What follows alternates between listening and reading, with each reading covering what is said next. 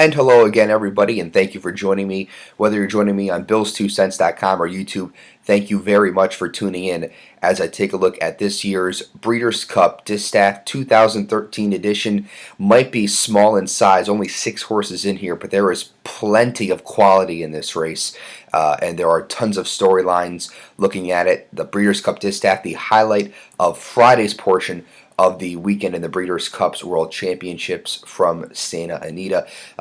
If you haven't checked out Bills2cents.com, I have a preview of the 12 other Breeders' Cup races, doing a video preview right now here of the Breeders' Cup Distaff. Also be on the lookout for my video preview of the Breeders' Cup Classic. All right, let's get into it here. A field of 6 in the Breeders' Cup Distaff. Just a loaded field. Royal Delta, she's won the race 2 years in a row. 2011 at Churchill Downs. She did it last year, 2012 at Santa Anita.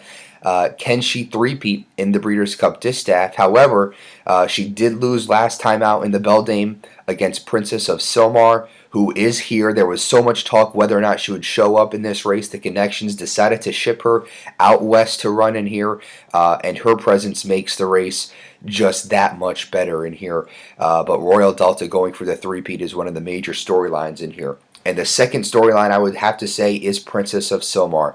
What a 2013 she has had. You go back to her upset win in the Kentucky Oaks. She followed that up with a phenomenal summer campaign at Saratoga, and then she upset Royal Delta on Super Saturday in the Beldame at Belmont Park. She has definitely stamped herself as the best 3-year-old filly as an Eclipse Award champion, I should say. And if she can win this Breeders' Cup Distaff, she has elevated herself up to Horse of the Year status. Obviously, it depends on what Wise Dan and Game On do, what they do in their Breeders' Cup races, but a win in this race for Princess of Sylmar puts her in that category as a potential Horse of the Year. All right, let's get into it, and we'll start with number 1, Street Girl, who is 30-1 in the morning line, really the disregarded horse in this field. And, you know, she does have some nice looking efforts on paper, but her numbers are lower than the other 5 horses she's going up against. This is a really tough task for Street Girl. Now, she has hit the board in 6 of 13 career starts, and she does have a couple of bullet workouts going into this race. But to ask her to beat these 5 fillies she's going up against is a lot to do. Maybe she has a chance in the exotics in here, but she is a long shot for a reason. But again, those positives, I mentioned, she does seem to be training well up to this race, so she might be able to get a piece underneath. But I'm certainly looking elsewhere for top honors in a star-studded field. Number 2 is Authenticity. Now, this horse really intrigues me, and I don't know what to expect from this horse, but I do like the fact that his best buyer came from a race that he ran in Santa Anita. He hasn't won since running in the Shuvi Handicap 3 back at Saratoga, but I think he's learned a little bit. She's learned a little bit rather in defeat to Royal Delta in the Personal Ensign and to Beholder at Santa Anita in the Zenyatta Stakes. I like her a lot. She's 8-1. You're going to get a decent price on her in this race with so much money being thrown to Royal Delta and Princess of Sylmar. But I'm going to be using her in this race. I think she has a legit shot to upset both the Princess and the Queen, Royal Delta. Number 3 is Close Hatches for Bill Mott. This horse had a very impressive campaign early on in the year, just running away from everyone in the Mother Goose, and this horse belongs in here. But the thing about Close Hatches was she never really showed up over the summer. After she won the Mother Goose in June back at Belmont, we didn't really see her again until the Cotillion that was run on the undercard at Parks with the Pennsylvania Derby. She was able to win that race. But she was supposed to. I mean, there really wasn't any. I mean, she did beat Street Girl, who, as we mentioned, is a long shot in this race. But that win really wasn't too impressive to me. She's 6-1 in the morning line. I guess a fair price on her. But again, she's got a tough task here. And Bill Mott, this is not Bill Mott's number 1 horse in the race, that's for sure. But at 6-1, she's on the outside looking in to the win honors in here. But she's just a tad below these other horses, in my opinion.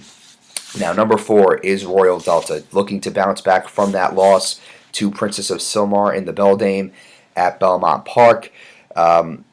It's too too tough for me to not have her on top in here. I mean, with Mike Smith in the irons, he's done such a good job.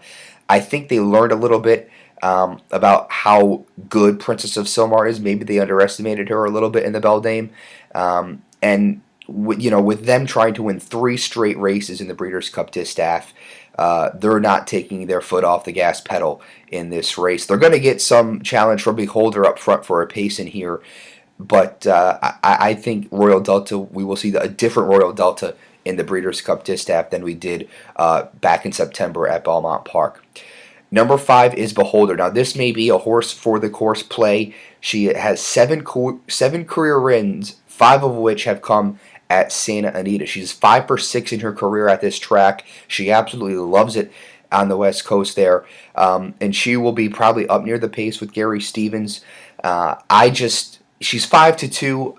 Odds, will fluctuate a little bit, obviously, but I don't want that low of a price on her, given the fact that there's Royal Delta and Princess of Sylmar in this race. So I'm going to pass on her. I think she might finish underneath, maybe 2nd or 3rd, but I don't want her on top in this race. And number 6 is Princess of Sylmar for Todd Pletcher, Javier Castellano. Again, I really commend the connections for deciding to bring Princess of Sylmar to the West Coast to run in this race. All the talk was, they were going to sit it out. They weren't going to run her in the race. They were going to let her relax. But she needs to be here. She's the best filly. She needs to be here this weekend. And her presence alone elevates this race, regardless of where she finishes. It just makes it that much better. And especially with the short field that it is. I mean, I just couldn't imagine a 5-horse field in here without Princess of Sylmar. But I'm glad she's here. It's the right thing to do. And the Breeders' Cup fans have got themselves a treat with this race. My thing is, I don't know if I want her on top at 9-5. First time now making the trip out west. Listen, I know she's had a sensational 2013 campaign in here, but I would rather take a shot with Pletcher's other horse in here, Authenticity, a little bit. I'm still expecting Princess of Sylmar to be closing like she usually does, but I'm going to go number 4, Royal Delta, on top in here. I don't see how she loses 2 times in a row. She's just too good.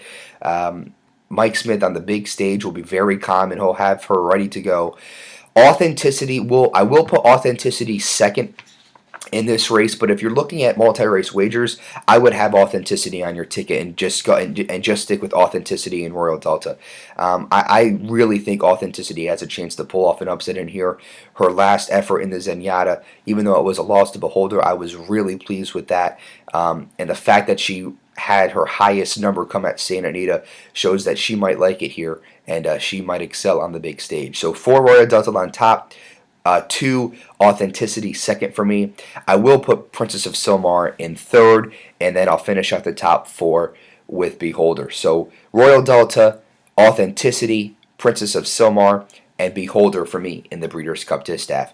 Thank you so much for watching, and again, for the rest of the Breeders' Cup races, please check out my blog, bills2cents.com, for my analysis and predictions. Best of luck at the track.